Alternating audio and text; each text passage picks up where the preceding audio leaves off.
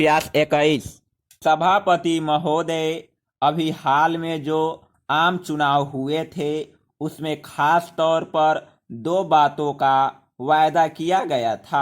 एक तो बेकारी की समस्या को हल करेंगे और दूसरे देश की गरीबी को दूर करेंगे। ये दोनों सवाल बड़े महत्वपूर्ण हैं, जिनके श्रीमान जमीन के संबंध में यह कहा जाता है कि उसकी हदबंदी होनी चाहिए। यह भी एक रास्ता है जिससे कि देश में बेकारी दूर हो सकती है। लेकिन मैं यह कभी भी नहीं मानता हूं कि केवल बेकारी को दूर करने के लिए जमीन की हदबंदी की सबसे बड़ा उपाय है। इससे थोड़ी बहुत सहायता हमें जरूर मिल सकती है, लेकिन जब तक देश के उद्योग धंधे न बढ़े, चाहे वह बड़े उद्योग धंधे हो अथवा कुटीर उद्योग हो, तब देश में बेरोजगारी की समस्या हल नहीं हो सकती है।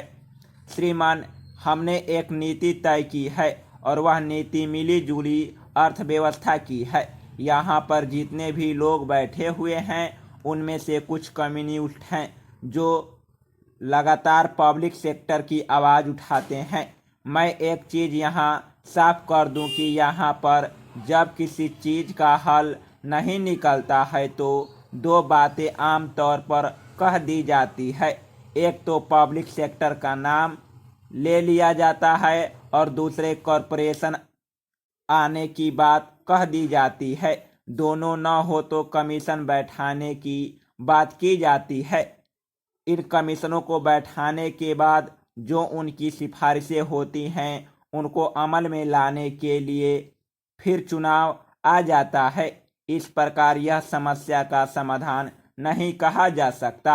इस प्रकार कुछ लोग तो पब्लिक सेक्टर की ही बात करते हैं, लेकिन सरकार का कभी भी यह दृष्टिकोण नहीं रहा कि देश में सभी उद्योग पब्लिक सेक्टर में हों। किंतु यह भी सही है कि देश के महत्वपूर्ण उद्योगों को पब्लिक सेक्टर में होना चाहिए।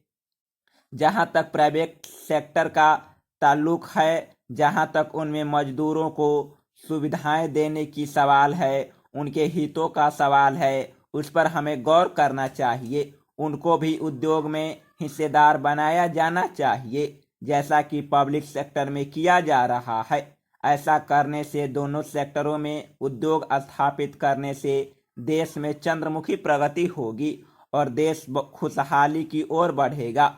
मैं प्रार्थना करता हूं कि ऐसी चीज़ों में किसी प्रकार का घोटाला न हो। इसके लिए आपको कार्य करना चाहिए। अगर आप हरिजनों और आदिवासियों का उद्धार करना चाहते हैं तो जहां पर भी भ्रष्टाचार की शिकायतें सामने आए उनकी जांच होनी चाहिए और अपराधी को सख्त से सख्त सजा मिलनी चाहिए। जो भी पैसा सरकार की ओर से इस काम के लिए दिया जाता है उसका सदुपयोग होना चाहिए, दुरुपयोग नहीं।